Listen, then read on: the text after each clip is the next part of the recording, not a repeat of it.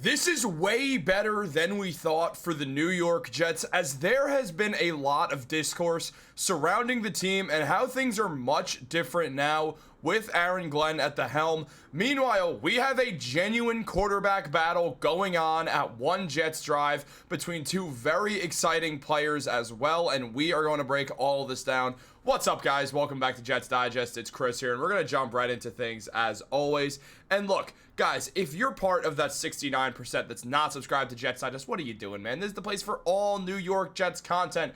Videos every single day on the channel. We're having a lot of fun here. You do not want to miss out on all the great videos that we put up on Jets Digest. But let's jump into it. There's a lot to go over on the New York Jets right now. First of all, Armand Membou is the man, and we just had to say that, and we will get back to him. But more importantly, Aaron Glenn is the man as well. Look, the New York Jets, they found themselves in an awesome situation when they hired Aaron Glenn. Glenn wanted to go to the Jets. He made that evidently clear. He wanted to be the head coach of the Jets. He had an offer from the Saints as well. The Saints wanted to meet with him. He was scheduled to meet with the Saints on a Friday, and on the Wednesday, Aaron Glenn took the Jets job because that's where he wanted to be. He wanted to coach his former team. Now, yes, he also played for the Saints and coached with the Saints as well, but he wanted to be with his former team, the team that drafted him. He wanted to be the head coach that could bring the Jets out of the mud the same way that Dan Campbell did with the Detroit Lions. Aaron Glenn has a very similar coaching style and philosophy to Dan Campbell, that you want people, not players, and you build up a culture, and that people will want to come to that culture. They'll want to join that team. And instead of the Jets last year, where things were a lot different, we saw head coach Robert Saleh be everyone's best friend, saying, oh, we'll get him next time. For Aaron Glenn, he's making it clear there is no next time. If you screw up, you're not going to have too many chances, or we might look in another direction. Glenn's made it very clear there is no depth chart right now. Every spot is open for anyone to take. You're not walking in or inheriting anything from last season. Glenn wants this Jets team to understand that the beauty is in the work, that the hard-nosed style is what's going to work here, and that's what we've seen thus far. Rich Cimini highlighted this, saying that there's definitely a different vibe under Aaron Glenn than the previous staff. Practices were more intense, and everyone participated, including draft picks. Previously, the draft picks were held out to prevent injuries. The latter portion of practices were closed to the media, so we couldn't get a full and total picture. All right, first of all, what? First of all, thanks, Aaron. That's not the right way. Thank you, Aaron. We appreciate it. Because draft picks should not be held out of practice. So shout out to Aaron Glenn for doing the obvious. I don't know what the hell Robert Saleh was thinking. Like, truly, was he on a darkness retreat with Aaron Rodgers and came out too early and the ayahuasca hadn't worn off? I don't understand what the hell that is about. That's insane to me. It truly is that we're going to sit here and hear that the Jets rookies weren't practicing to prevent injuries. Aaron Glenn is not going to let that happen. That's not going to fly with him. Oh, no, you get the day off. You don't have to practice. Just watch your teammates work hard. No, it's a team. We're going to work hard together. I love this by Aaron Glenn, that he's also closing it off to the media. The media doesn't have to see everything. They don't. No one has to see all of this. I mean, what matters is the Jets' success. If this is what Aaron Glenn thinks is the way for the Jets to succeed, I'm going to side with him, because I honestly agree. Why would you have to show the media, well, we're doing this, we're doing that? Aaron Glenn made it very clear he doesn't want any distractions with this team whatsoever. The media is a distraction, especially for a young team like this. I mean, there's a lot of storylines about Justin Fields being on his third team in 3 years, with this being his final chance to prove himself as a starting quarterback in the NFL. There's a lot of rookies who have never experienced this type of media exposure before, where all the questions are going to be somehow angled to, well, the Jets haven't made the playoffs for 15 years. How's this going to go? So what Aaron Glenn is doing right now is absolutely what you want to see. This is what a professional team looks, not like a pro sports team, a professional environment looks like. They're being consummate pros. They're doing the right things. They don't want the distractions. And yes, I know the Lions run hard knocks. I understand that. But this isn't fully the Lions. This is the New York Jets. The New York media is a different kind of beast. It's completely different from anywhere else. The only thing similar is Los Angeles, and the media style is completely different there. So there's this whole different, the media in New York about sports is one thing. The media about in LA is way more celebrity-based, stuff like that. But not the point here. The point is that Aaron Glenn's doing the right thing. On top of that, Armand Membou rocks. The man's great. First of all, we all loved the Armand Membou pick. It was a smart move. The Jets have invested heavily into this offensive line, whether it was Joe Douglas or Darren Mougey. Both of them have brought in a key offensive lineman. Well, actually, Douglas brought in multiple, including in the first round, AVT. We saw Joe Tippmann in the second round. We saw Olu Fashanu last year in the first round. We've seen them pick up John Simpson in free agency. So they've done the right thing. They've built up this young, exciting offensive line that has potential to be one of the best, if not the best offensive line in the NFL. 2 years. Now, Samini mentioned that Armand Membou took reps at right tackle, where he's going to be playing. The first thing you notice is his quick feet. He moves like a big linebacker, and Aaron Glenn said, he's nasty, man. With all linemen, you need to see them in pads before you break out the anointing oils, which is a Parcellsism. So, obviously, Aaron Glenn's a big fan. He liked Membou going into the draft, and now he clearly loves him. That's a good sign. I mean, obviously, the Jets did spend a first-round pick on Armand Membou, so you do want him to work out and be great because, well, he's Armand Membou. You want your first-round pick to be good.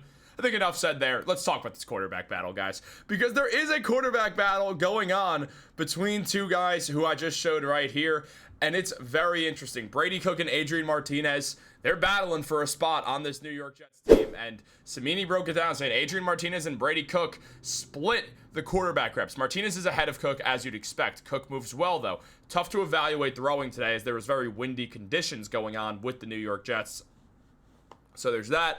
However, Martinez, he was with the team a bit last year. Meanwhile, Brady Cook, he was not, because he was in college. He's an undrafted free agent. So things are interesting here because both guys have shown adaptability to be an NFL level quarterback. I mean, Brady Cook, there's a reason why he went undrafted at the end of the day. He's got to tighten up some of those passes and decision making. He runs very, very, very well. That's the exciting thing about Brady Cook is when you look at Cook, he's an excellent runner. He's just got to tighten some things up. It's a matter of if he can at the NFL level. That's the big question here. When you look at Martinez, he was great in the UFL, was the MVP of the UFL, which says a lot. I mean, the man belongs in the NFL at some level, and again, can run the ball well, a very talented option. Now, Matt's been on the record very heavily that he's a big Adrien Martinez guy. That's who he wants to see at the spot.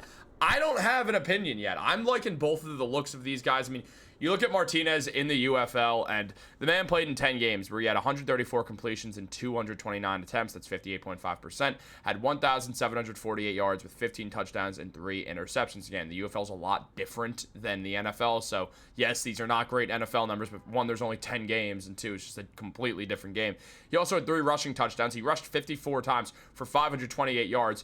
9.8 yards per rush, so his rushing was also incredible. 1 season in the UFL for Adrien Martinez. Prior to that, what we saw was him play college ball. 4 years at Nebraska, 1 at Kansas State, and he was out there the majority of the time in his college career. I mean, his first year, he had 2,617 yards passed while also getting 17 touchdowns, which was the highest he had in any year at college. I mean, 3 more years at Nebraska after that, ended up leading the Big Ten in completion percentage at 71.5 in 2020. On top of that, you then go to 2021, where he had 2,863 yards, the most he had in a single season, and then went to Kansas State, where he was in the Big 12, and he wasn't as productive as he once was, which definitely led to some question marks. However, it's all interesting stuff.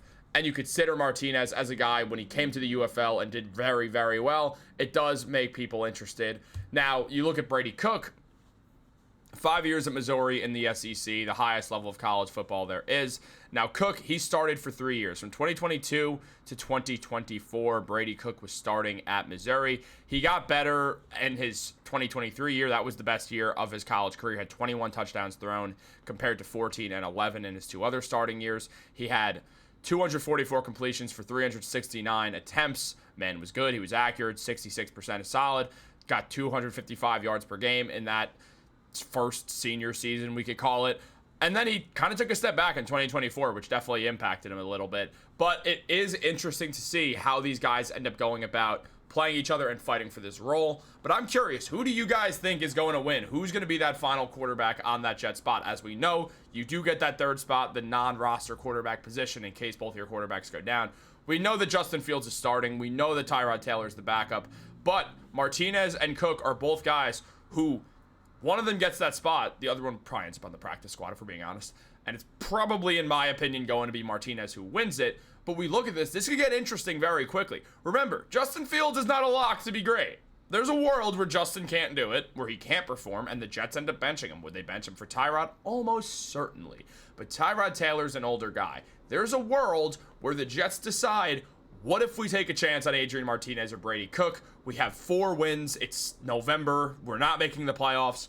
Let's try these young guys and see if something pays off, because there's a chance it can. I mean, for a moment, it looked like Mike White really had something. So there's a world where the Jets do try that. So this quarterback battle, yes, it's for the QB3 spot, but it could very, very quickly flip in a blink, especially because injuries happen all the time in the NFL, especially if you're a rushing quarterback. You're a bit more susceptible to them because you're getting hit more. So we'll see what happens there. This is an important quarterback 3 spot, way more important than most teams, especially considering, again, Justin Fields is not a lock to play well. So things get interesting really fast. What do you guys think, though? What do you guys think about Membou? What do you guys think about the way that Aaron Glenn's coaching the team? And most importantly, who's winning this quarterback battle? Let me know in the comments down below. I'll be sure to get back to you. Like this video, subscribe, turn on post notifications. Have a great day, and go Jets.